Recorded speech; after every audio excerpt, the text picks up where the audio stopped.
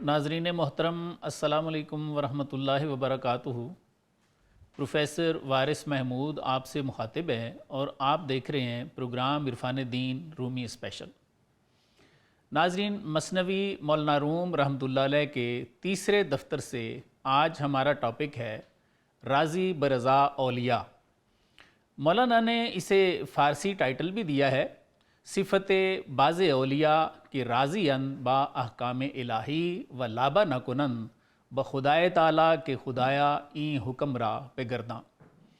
यानी बाज़ औलिया की इस सिफ़त का बयान कि वो अहकाम इलाही पर राज़ी हैं और अल्लाह ताला से बिल्कुल इसरार नहीं करते कि ए अल्लाह इस हुक्म को वापस ले लो। आइए जानते हैं कि मौलाना इस सिलसिले में क्या लिखते हैं और हमें क्या समझाना चाहते हैं। मौलाना फरमाते हैं बिशुनो उकनो किस्साए आ रहरवां कि नदारंद एतराज़ दर जहाँ, यानी फरमाते हैं कि उन सलूक के रास्ते पे चलने वाले राहियों का किस्सा सुनो जो दुनिया में कोई एतराज़ नहीं करते। अज़ औलिया अहले दुआ खुद दीगरंद गहे मी दोजंद व गाह मी दरंद। फरमाते हैं कि दुआ करने वाले औलिया और हैं जो कभी सीते हैं और कभी फाड़ते हैं। कौम दीगर मी शनासम्स औलिया कि दहान शां बस्ता बाशद अज़ दुआ। मौलाना फरमाते हैं कि मैं औलिया में से एक दूसरी कौम को भी जानता हूँ कि जिनके मुँह दुआ से हमेशा बंद रहते हैं। अज़ रज़ा के हस्त रामे आ किराम जुस्तने दफ़े कज़ा शां शुद्ध हराम। फरमाते हैं कि रज़ा उन भलों का मामूल है, कज़ा के फ़ैसलों को रोकने की जुस्तजू उन पर हराम है। क्या फरमाना चाहते हैं कि कज़ा को टालने के लिए ये औलिया जो हैं ये बिल्कुल दुआ नहीं करते। दर कज़ा ज़ौक़े हमी बीनंद हास कुफ्र शां आयद तलब करदन खलास। मौलाना फरमाते हैं कि जब वो कज़ा में ख़ास मज़ा महसूस करते हैं और कज़ा से खलासी तलब करना फिर उनको कुफ़र लगता है। हुस्ने ज़न्ने बर दिले ऐशां कुशूद कि न पोशंद अज़ अज़ा जामा कुबूद। फरमाते हैं कि उनके दिल पर हुस्ने ज़न ऐसे तारी हो गया है कि वो गम में काला कपड़ा भी नहीं पहनते। यानी उनका अल्लाह के बारे में गुमान इतना अच्छा है कि वो समझते हैं कि जो गम भी अल्लाह ताला की तरफ से उन्हें आता है वो उनके लिए ठीक होता है। हर चे आयत पेश ऐशां खुश बवद आब हैवां गर्दद अर आतिश बवद। मौलाना फरमाते हैं कि जो कुछ उनको पेश आता है उन्हें अच्छा लगता है। अगर आग भी हो तो वो उसे आब हयात समझते हैं। अब उनकी रज़ा पे अल्लाह ताला कितने खुश हैं और क्या करते हैं। मौलाना लिखते हैं जहर दर हुलकूम शां शकर बवद संग अंदर राह शां गोहर बवद। फरमाते हैं कि उनके गले में पहुँचकर जहर भी शकर बन जाता है और उनके रास्ते का पत्थर गोहर बन जाता है। जुमलगी यकसां बवद शां नेको बद अज़ चे बाशद ई अज़ हुस्न ज़न। फरमाते हैं कि उनके लिए अच्छा बुरा सब बराबर होता है। और ये क्यों होता है, आगे मौलाना इसको वाज़े फरमाते हैं। लिखते हैं कि उनके हुस्न ज़न की वजह से ये उनको ऐसे महसूस होता है। क्या फरमाते हैं कुफ्र बाशद नज़्द-ए-शां करदन दुआ कि ए इला अज़मा बेगर्दा ही कज़ा। क्या लिखते हैं कि दुआ करना उनके नज़दीक कुफ्र होता है कि ए खुदा इस कौम को हमसे फेर दे। इसको कुफ्र समझते हैं। इस टाइटल का ये आखिरी शेर था। आइए इन अशार के इस्लाही पहलुओं पे एक नज़र करते हैं।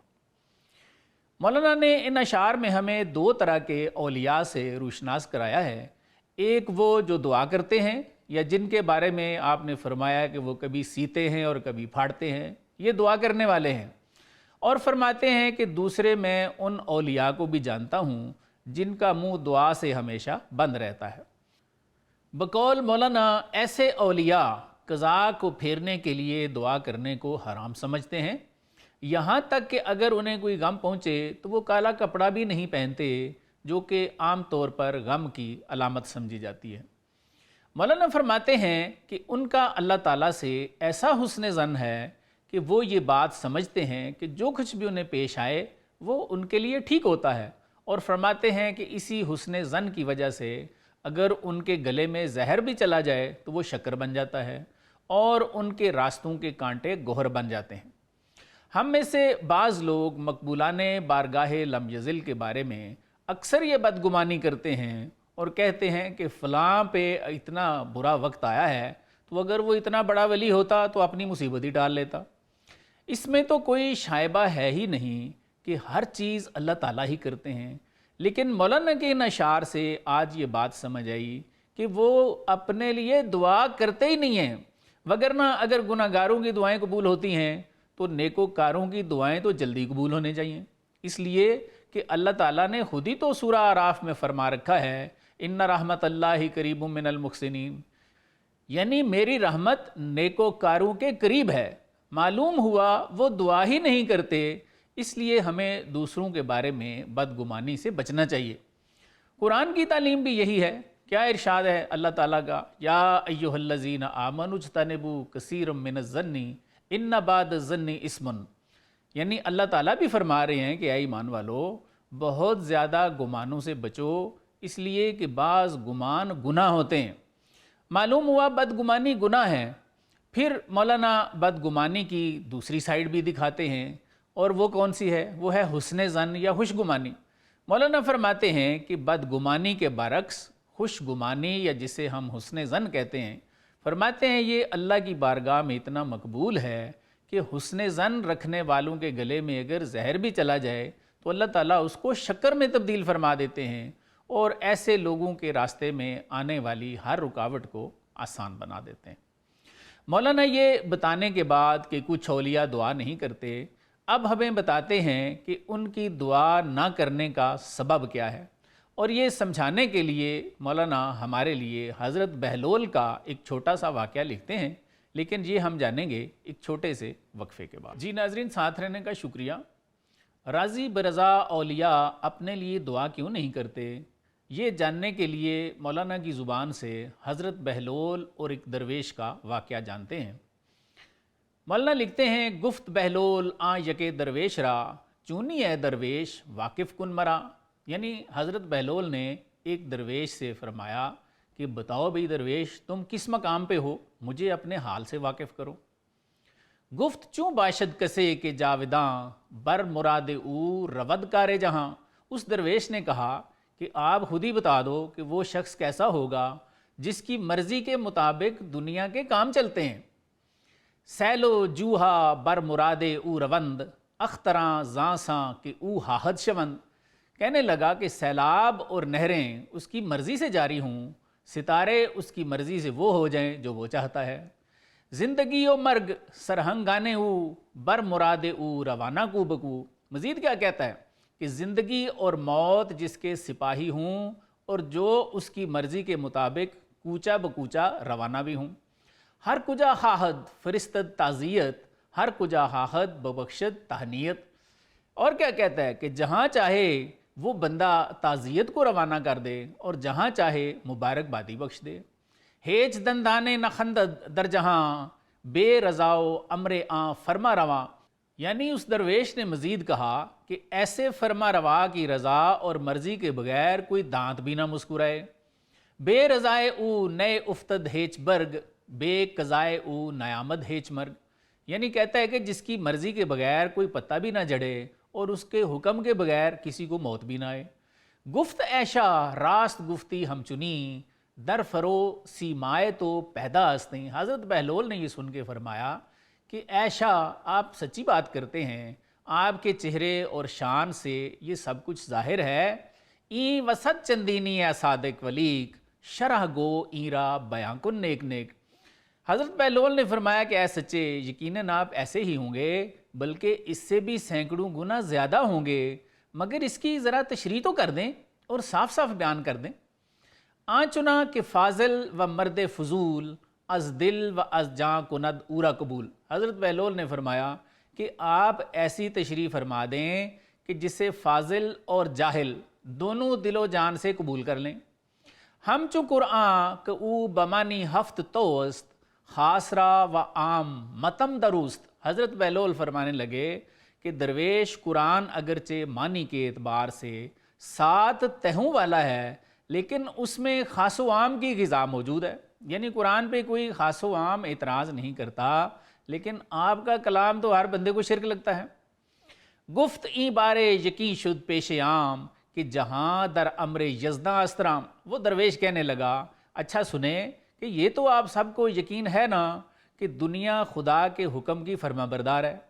ہیچ برگے در نہ افتد از درخت، بے قضا و حکمیاں سلطان تخت۔ درویش مزید کہنے لگا کہ عرش کے اس شاہ کے فیصلے اور حکم کے بغیر درختوں سے کوئی پتا بھی نہیں گرتا۔ از دہاں لقمہ نشد سوئے گلو، تا نہ گوید لقمہ را حق کہ ادخلو۔ درویش کہنے لگا کہ لقمہ منہ سے گلے کی طرف نہیں جاتا جب تک اللہ تعالیٰ اسے یہ نہ فرما دے کہ ہو جا داخل اب۔ در زمیہا و آسماہا ذرہ، پر نہ جنباند نہ گردد پرہ۔ درویش نے مزید کہا کہ کوئی ذرہ زمینوں اور آسمانوں میں اللہ کی مرضی کے بغیر پر بھی نہیں مار سکتا اور نہ اڑ سکتا ہے۔ اب وہ درویش حضرت بہلول کو مزید سمجھاتا ہے کہ ہم دعا کیوں نہیں کرتے اور میں یہ کیوں کہہ رہا ہوں کہ دنیا کے سارے کام میری مرضی سے ہو رہے ہیں۔ اس درویش نے حضرت بہلول سے کہا این قدر بشنو کہ چوں کلی کار می نگردر جز بامر کردگار۔ درویش کہنے لگا کہ اب اتنا سن لو کہ تمام کام بغیر خدا کے حکم کے نہیں ہوتے، ہم بھی یہی سمجھتے ہیں۔ چوں قضائے حق رضائے بندہ شد، حکم اورا بندہ خواہندہ شد۔ درویش کہنے لگا لیکن یہ بات ذرا سمجھ لو کہ جب اللہ تعالیٰ کا حکم بندے کی رضا بن گیا، بندہ اس کے حکم کا چاہنے والا بن گیا۔ بے تکلف نئے بے مزد و ثواب، بلکہ تب او برانشد مستطاب۔ درویش کہنے لگا کہ نہ کسی تکلف اور بدلے کے لیے اور نہ ہی ثواب کے لیے، بلکہ اس کی طبیعت ہی اللہ کے حکم پر خوش ہو گئی۔ زندگی یہ خود نہ خواہد بہر خود، بلکہ خواہد از پائے حکم احد۔ درویش کہنے لگا کہ ایسا بندہ اپنی زندگی اپنے لیے نہیں چاہتا بلکہ اللہ کے حکم کی وجہ سے چاہتا ہے۔ ہر کجا امر کدم را مسلک است، زندگی و مردگی پیشش یکست۔ کہنے لگا جہاں کہیں اس ازلی ابدی مالک کا حکم یا دستور ہوتا ہے نا، ایسے شخص کے لیے وہاں زندگی اور موت برابر ہوتی ہے۔ بحر یزداں می زید نئے بحر گنج، بحر یزداں می مرد نہ از خوف و رنج۔ درویش کہنے لگا کہ ایسا شخص خدا کے لیے جیتا ہے، دنیا کے خزانے اکٹھے کرنے کے لیے نہیں، اور خدا کے لیے ہی مرتا ہے، ڈر اور تکلیف سے نہیں مرتا۔ ہست ایمانش برائے خواہ او، نئے برائے جنت و اشجار و جو۔ درویش مزید کہنے لگا کہ ایسے شخص کا ایمان اللہ کی رضامندی کے لیے ہوتا ہے، جنت یا جنت کے درختوں اور نہروں کے لیے بالکل نہیں ہوتا۔ رحم خود را تو ہمادم سوخت است، کہ چراغ عشق حق کا فروخت است۔ درویش مزید کہنے لگا کہ ایسا انسان اپنے رحم کو تو اسی وقت پھونک دیتا ہے جب وہ اللہ کے عشق کا چراغ روشن کرتا ہے۔ دوزخ اوصاف او عشق است و او سوخت مر اوصاف خود را مو بمو۔ درویش کہنے لگا حضرت بہلول سے کہ ایسے شخص کے اوصاف کا دوزخ اللہ کا عشق ہوتا ہے، اور وہ اس میں اپنے اوصاف کے بال بال کو جلا کے راکھ کر دیتا ہے۔ آئیے ان اشعار کے درسی پہلوؤں پر ایک نظر کرتے ہیں۔ مولانا نے شروع میں تو ہمیں یہ بتایا کہ دو طرح کے درویش ہیں، ایک وہ ہیں جو دعا کرتے ہیں اور دوسرے وہ ہیں جو دعا کرتے ہی نہیں ہیں۔ اس کے بعد مولانا ہمیں حضرت بہلول اور ایک درویش کی ملاقات میں یہ سمجھاتے ہیں کہ کچھ لوگ دعا کیوں نہیں کرتے۔ بقول مولانا جب حضرت بہلول نے اس درویش سے پوچھا کہ تو کیسا ہے، کس مقام پہ ہے، تو اس نے کہا کہ تم خود ہی بتاؤ کہ میں کس مقام پہ ہوں، دنیا کے سارے کام تو میری مرضی سے چل رہے ہیں، سیلاب نہریں میرے حکم کے مطابق جاری ہیں، اور ستارے جیسے میں چاہتا ہوں ویسے ہو جاتے ہیں، زندگی اور موت میرے سپاہی ہیں، میری مرضی سے کوچہ بکوچہ روانہ ہوتے ہیں۔ مزید کہنے لگا کوئی دانت میری مرضی کے بغیر نہیں مسکراتا اور کوئی پتا میری منشا کے بغیر نہیں جھڑتا، حتیٰ کہ کہنے لگا موت بھی میرا ہی حکم مانتی ہے۔ حضرت بہلول نے اس درویش سے فرمایا کہ قرآن اگرچہ معنی کے لحاظ سے 7 بطنوں والا ہے، لیکن اس کو ہر خاص و عام مانتا تو ہے، مگر آپ کی بات کو تو ہر خاص و عام شرک ہی کہے گا، کیونکہ ہر کام تو اللہ کی مرضی کے مطابق ہو رہے ہیں، آپ کہہ رہے ہو کہ میری مرضی کے مطابق ہو رہے ہیں۔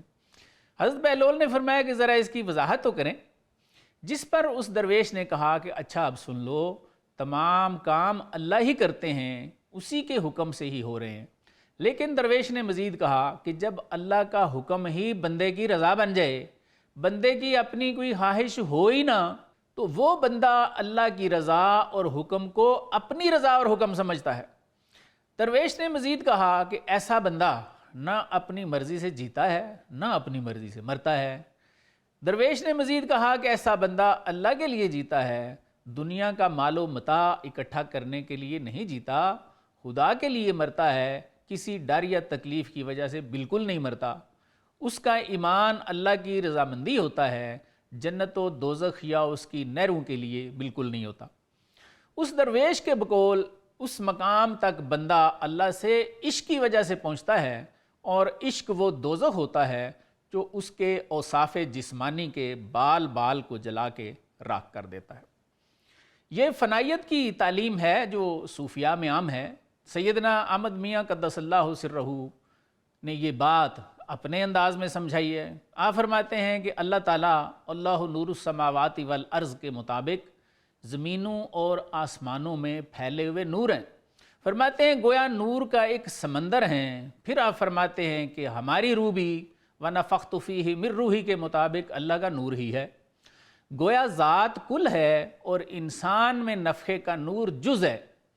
حضرت مزید لکھتے ہیں کہ اس جہان میں آنے کے بعد جب کسی مرد پاک کی روح اللہ کے نور سے واصل ہو جاتی ہے نا، تو فرماتے ہیں اس نور کے سمندر میں گرتی ہے، تو فرماتے ہیں کہ جو کچھ نور کا وہ سمندر کرتا ہے، ہماری روح کے نور کو محسوس ہوتا ہے کہ یہ سب کچھ مجھ سے ہو رہا ہے۔ مزید فرماتے ہیں کہ کبھی کبھی مغلوب الحال اولیاء اس بات کا اظہار کر دیتے ہیں، لیکن غالب الحال اولیاء اپنی ان کیفیات پر غالب ہوتے ہیں اور ایسی کیفیات کا ہرگز اظہار نہیں کرتے۔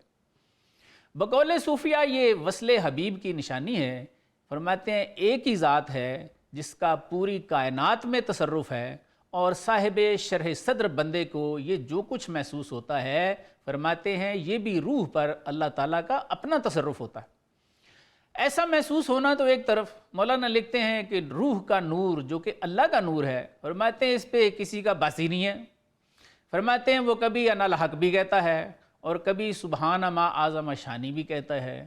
فرماتے ہیں لیکن کور باطن اسے بندے سے منسوب کر کے ایسے مقربین بارگاہ لم یزل پر ظلم و ستم کر کے نہ صرف اس جہان میں ہدایت کے روشن چراغوں کو بجھا دیتے ہیں، بلکہ اپنی آخرت بھی برباد کر لیتے ہیں۔ اس سے بہتر انداز میں شاید ہی یہ بات کسی صوفی نے سمجھائی ہو جیسے مولانا لکھ گئے ہیں۔ کیا فرماتے ہیں؟ گفتہ او گفتہ اللہ بود، گرچہ از حلقوں میں عبداللہ بود۔ فرماتے ہیں ولی کے ایسے کلام اللہ کے کلام ہوتے ہیں، اگرچہ اللہ کے بندے کے گلے سے نکل رہے ہوتے ہیں۔ آگے فرماتے ہیں چوں روا باشد ان اللہ از درخت، کہ روا نہ باشد کے گوید نیک مرد۔ فرماتے ہیں کہ جب اللہ تعالیٰ نے درخت سے آ کے موسیٰ علیہ السلام کو یہ کہنا جائز سمجھا، من الشجرۃ یا موسیٰ انی انا اللہ رب العالمین، یہ سورہ قصص کی آیت 30 ہے۔ یعنی درخت سے آواز آئی کہ اے موسیٰ بے شک میں تو اللہ ہوں جو عالمین کو پالتا ہوں۔ مولانا فرماتے ہیں کہ اللہ تعالیٰ نے درخت میں آ کر اپنے بندے سے کلام کیا، یہ قرآن میں ہے۔ تو آپ فرماتے ہیں کہ کیا اپنے ایک نیک بندے میں آ کے اللہ تعالیٰ کلام نہیں کر سکتے؟ مولانا کے اس سوال پہ میں نے بھی بہت غور کیا ہے، آپ بھی اس پر ضرور سوچنا۔ ناظرین ایک وقفہ لیں گے، وقفے کے بعد دیکھیں گے کہ مولانا نے مزید ہمارے لیے کیا لکھا ہے۔ جی ویلکم بیک ناظرین۔ اس کے بعد مولانا ایسے دعا نہ کرنے والوں اور اپنے اوصاف بشری جلا کر خاکستر کرنے والوں میں سے ایک صاحب حال حضرت دقوقی رحمۃ اللہ علیہ کا کچھ حال لکھتے ہیں۔ آئیے وہ بھی مولانا کی زبان سے جانتے ہیں۔ مولانا لکھتے ہیں آ دقوقی داشت خوش دی باجا، عاشق و صاحب کرامت خواجہ۔ یعنی فرماتے ہیں کہ حضرت دقوقی رحمۃ اللہ علیہ ایک اچھا چہرہ رکھتے تھے اور اللہ کے عاشقوں میں سے تھے اور صاحب کرامت خواجہ تھے۔ برزمی میشد چوں ماہ بر آسماں، شب رواں گشتہ زو روشن رواں۔ مولانا فرماتے ہیں کہ وہ زمین پر اس طرح تھے جیسے آسمان پر چاند ہوتا ہے، اور تاریکی میں چلنے والے ان کی وجہ سے روشنی میں چلنے والے بن گئے۔ اس سے مراد یہ ہے کہ ان کا فیضان باطنی جاری تھا۔ در مقام مسکن کم ساختے کم دو روز اندر دہے انداختے، مولانا فرماتے ہیں کہ وہ ایک جگہ کم ٹھہرتے اور ایک گاؤں میں 2 سے زیادہ دن قیام نہ فرماتے۔ گفت در یک خانہ گر باشم 2 روز عشق آں مسکن کند در من فروز۔ دکوکی رحمۃ اللہ علیہ فرماتے ہیں کہ اگر میں 1-2 روز ایک ہی گھر میں رہوں نا تو اس گھر کی محبت مجھ پر روشن ہو جائے گی، اس لیے فرماتے ہیں کہ میں کسی جگہ لمبا قیام نہیں کرتا۔ روز اندر سیر بود شب در نماز چشم اندر شاہ باز اوں ہم چوباز۔ مولانا فرماتے ہیں کہ دکوکی رحمۃ اللہ علیہ دن کو سفر میں رہتے، رات کو نماز میں رہتے، اور ان کی آنکھ اس شاہ کے دیدار میں باز کی طرح کھلی رہتی۔ منقطع از خلق نئے از بدخوئی منفرد از مرد و زن نئے از دوئی۔ مولانا فرماتے ہیں کہ وہ مخلوق سے جدا رہتے تھے اور یہ جدائی بد مزاجی کی وجہ سے نہیں تھی، مرد و زن سے الگ رہتے اور یہ دوئی کی وجہ سے بھی فرماتے ہیں نہیں تھا۔ نیک و بدرہ مہربان و مستقر بہتر از مادر شہیتر از پدر۔ مولانا فرماتے ہیں کہ وہ اچھے اور برے لوگوں کے لیے مہربان اور ٹھکانہ تھے، ماں سے زیادہ بہتر اور باپ سے زیادہ مرغوب تھے۔ مشفق برخلق و نافع ہم چواب خود شفیع بد دعائے مستجاب۔ مولانا فرماتے ہیں کہ وہ مخلوق کے لیے مہربان اور پانی کی طرح نفع رسان تھے، وہ شافع تھے اور ان کی دعا مقبول تھی۔ حضرت دکوکی رحمۃ اللہ علیہ کی مخلوق کے لیے فیض رسانی سے مولانا حضور صلی اللہ علیہ وآلہ وسلم کے فیض اور دامن رحمت کی طرف انتقال فرماتے ہیں اور لکھتے ہیں۔ کیا لکھتے ہیں؟ فرماتے ہیں گفت پیغمبر شمارا اے مہاں چوں پدر ہستم شفیع کو مہرباں۔ یعنی فرماتے ہیں کہ حضور صلی اللہ علیہ وآلہ وسلم نے بھی ارشاد فرمایا کہ اے سردارو میں تمہارے لیے باپ کی طرح شفیق اور مہربان ہوں۔ زاں سبب کہ جملہ اجزائے منید جزورا از کل چرا برمی کنید۔ بقول مولانا حضور صلی اللہ علیہ وآلہ وسلم نے مزید ارشاد فرمایا کہ چونکہ تم سب میرے ہی اجزاء ہو تو اپنے جز کو اپنے کل سے یعنی مجھ سے کیوں جدا کرتے ہو؟ جزو از کل قطع شد بیکار شد، عضو از تن قطع شد مردار شد۔ یعنی فرماتے ہیں کہ اگر جز کل سے کٹ جائے تو بیکار ہو جاتا ہے، اور عضو اگر بدن سے کٹ جائے تو مردار ہو جاتا ہے، مردہ ہو جاتا ہے۔ تا نہ پیوندن بکل بار دیگر مردہ باشد نبود شز جنگ خبر۔ مولانا فرماتے ہیں کہ جب تک وہ کٹا ہوا عضو دوبارہ کل سے نہ جڑے وہ مردہ رہتا ہے اور اس کو جان کا کوئی پتہ نہیں ہوتا۔ ورب جنبد نیست آرا خود سند عضو نو بے بریدہ ہم جنبش کند۔ فرماتے ہیں کہ اگر وہ حرکت کرتا بھی ہے تو وہ زندگی کی دلیل نہیں ہے، کٹے ہوئے عضو کی بات کر رہے ہیں، اس لیے کہ فرماتے ہیں کٹا ہوا عضو بھی حرکت تو کرتا ہے۔ اس کے بعد مولانا دوبارہ حضرت دکوکی علیہ رحمت کے قصے کی طرف لوٹتے ہیں اور لکھتے ہیں با چنی تقوی و اوراد و قیام طالب خاصان حق بود مدام۔ یعنی فرماتے ہیں کہ باوجود ایسے تقوی وظائف اور راتوں کے قیام کے حضرت دکوکی علیہ رحمت ہمیشہ خاصان خدا کے طالب رہتے۔ در سفر معظم مرادش آبودے کہ دمے در بندہ خاصے زدے۔ واللہ فرماتے ہیں کہ سفر میں ان کی سب سے بڑی مراد یہ ہوتی کہ تھوڑی دیر ہی صحیح وہ کسی اللہ کے خاص بندے سے ملیں۔ این ہمیں گفتے چوں می رفتے برا کن کرینے خاص گانم اے الہ۔ مولانا فرماتے ہیں کہ جب وہ سفر پر جاتے تو یہ کہتے کہ اے اللہ مجھے کسی اللہ والے کا قرب عنایت فرما، یا رب آہارا کہ بشناست دلم بندہ و بستہ میاں چوں محملم۔ دکوکی عرض کرتے کہ اے اللہ جن کو میرا دل پہچانتا ہے نا میں ان کے لیے غلام ہوں اور کمر بستہ ہوں اور کجاوے کی طرح ہوں۔ وہاں کے نشناسم تو اے یزدان جاں بر من محجوب شان کن مہرباں۔ اور عرض کرتے کہ اے اللہ جن کو میں نہیں پہچانتا ہوں ان کو مجھ محجوب پر مہربان فرما دے۔ اس سے مراد یہ ہے کہ حضرت دکوکی سفر میں ہمیشہ یہ کوشش کرتے کہ کسی نہ کسی ولی اللہ سے ان کی ملاقات ہو جائے، اور ساتھ اللہ سے دعا بھی کرتے کہ اے اللہ اگر میرا دل کسی کو نہیں پہچانتا تو آپ اس ولی کامل کے دل میں میری محبت ڈال دیں تاکہ وہ ولی اللہ خود کو مجھ پر ظاہر کر دے اور مجھے اس کی صحبت نصیب ہو جائے۔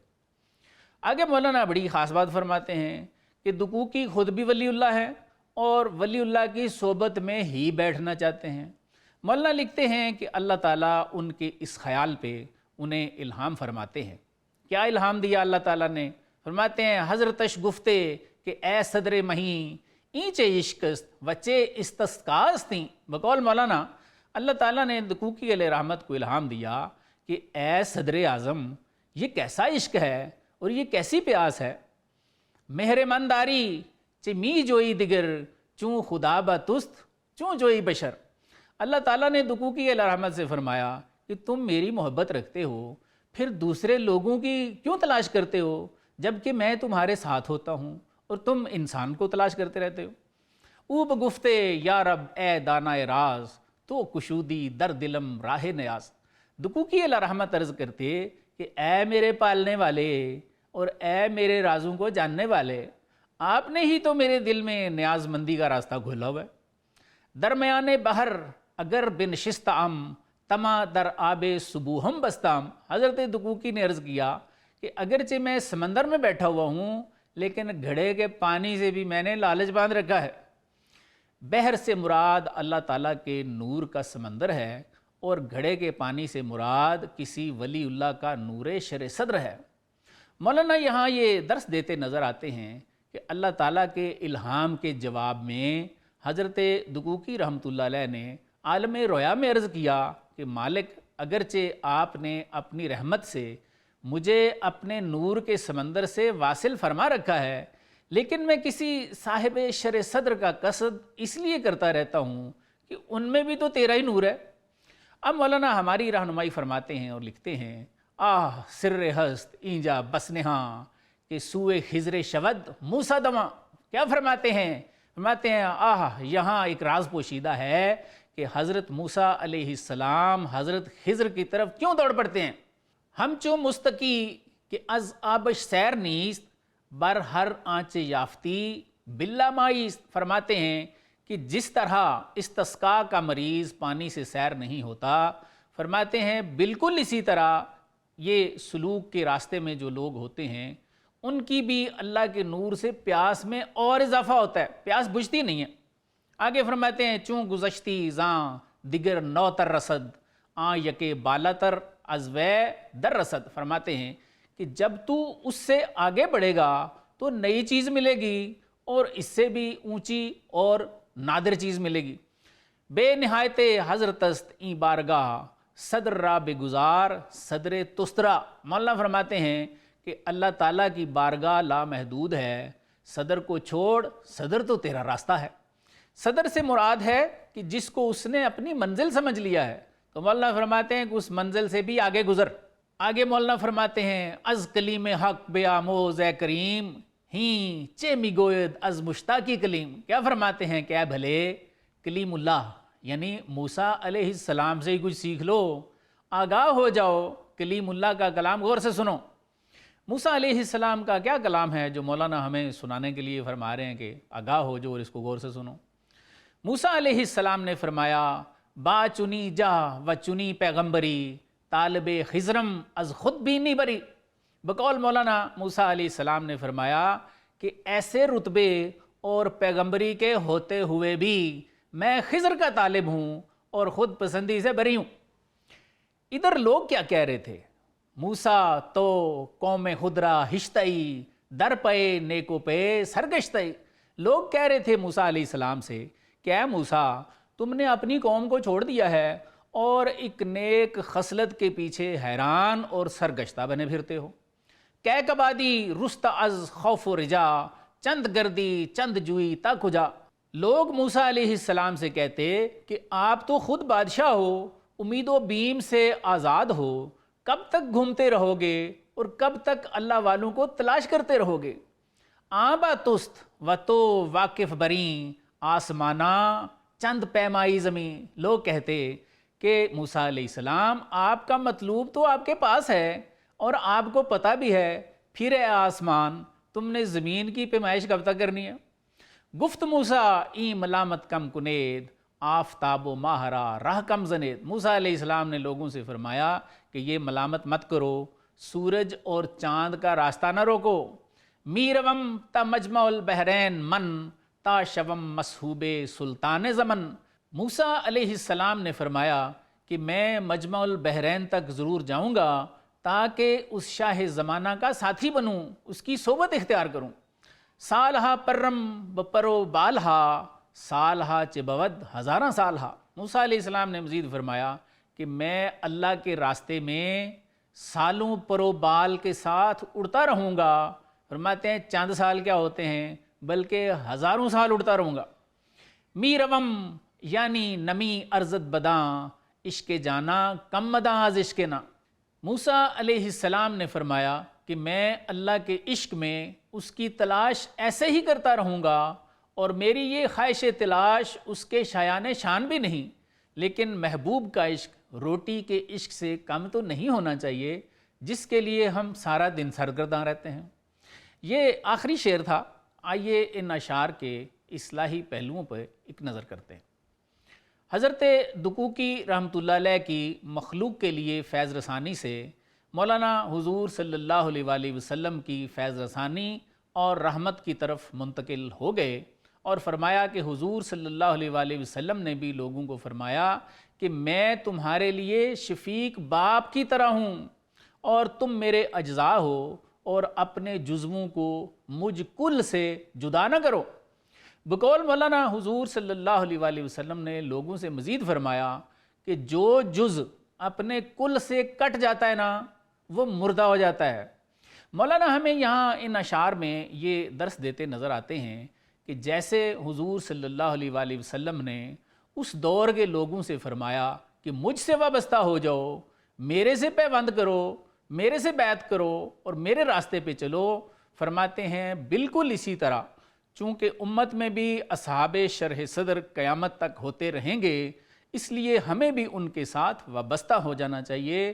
جو ان سے کٹ جائے گا بقول مولانا وہ مردہ عضو کی طرح ہے۔ دوسرا سبق مولانا ہمیں اللہ تعالیٰ کے ایسے روشن چراغوں کی تلاش کے بارے میں دیتے ہیں، اور فرماتے ہیں کہ ان کی صحبتوں کو ایسے تلاش کرو جیسے حضرت دقوقی رحمۃ اللہ علیہ باوجود بزرگ ہونے کے اللہ والوں کے متلاشی رہتے، اور پھر ایک دن عالم خواب میں اللہ تعالیٰ نے انہیں الہام دیا کہ میں نے تمہیں واصل کیا ہوا ہے، تمہیں نور شرع صدر دیا ہوا ہے، میں تیرے ساتھ رہتا ہوں، تو پھر بھی مخلوق کو تلاش کرتا ہے۔ جس پر حضرت دقوقی رحمۃ اللہ علیہ نے اسی عالم رویا میں عرض کیا کہ مالک بے شک آپ نے اپنی رحمت سے مجھے واصل تو فرمایا ہوا ہے، لیکن تیرے دوستوں میں بھی تیرا ہی تو نور ہوتا ہے، میں اس لیے ان کا قصد کرتا رہتا ہوں۔ پھر مولانا ہمیں حضرت موسیٰ علیہ السلام کی مثال دیتے ہیں کہ آپ بھی تو حضرت خضر علیہ السلام کے پاس گئے، اور لوگ آپ سے کہتے کہ آپ نے تو اپنی قوم کو چھوڑ دیا ہے، اور ایک نیک خصلت یعنی حضرت خضر علیہ السلام کے لیے حیران و پریشان ہو رہے ہیں آپ۔ تو موسیٰ علیہ السلام نے فرمایا کہ میں سال ہا سال سے اس کی تلاش میں رہتا رہا ہوں، اور ہزاروں سال اس کی تلاش میں رہتا رہوں گا، اس لیے کہ محبوب کا عشق روٹی کے عشق سے کم نہیں ہونا چاہیے جس کے لیے ہم ہر وقت تگ و دو میں رہتے ہیں۔ مولانا نے حاصل کلام اشعار میں ہمیں یہ درس دیا کہ اس میں ایک راز پوشیدہ ہے کہ موسیٰ علیہ السلام جیسے لوگ بھی ہر دور میں اپنے خضر کی طرف کیوں بھاگتے ہیں۔ آپ فرماتے ہیں کہ جیسے استسقاء کے مریض کو پانی سے سحری حاصل نہیں ہوتی، فرماتے ہیں بالکل اسی طرح اللہ کے دوستوں کو بھی اس کے نور سے سحری نہیں ملتی۔ وہ جس مقام پر بھی ہوتے ہیں حل من مزید کہتے نظر آتے ہیں، کیونکہ اللہ کی بارگاہ لامحدود ہے اور اس کے انعامات بھی لامحدود ہیں، اس لیے اسے پا کر بھی کسی کو چین نہیں آتا۔ آج کے پروگرام کا خلاصہ یہ ہے کہ اللہ کے دوستوں کے پاس جانا جہاں حصول فیض کا ایک ذریعہ ہے، وہاں پہ یہ موسیٰ علیہ السلام کی سنت بھی ہے۔ ناظرین، آج کے لیے اتنا ہی، اپنے میزبان کو اجازت دیجیے، اللہ حافظ۔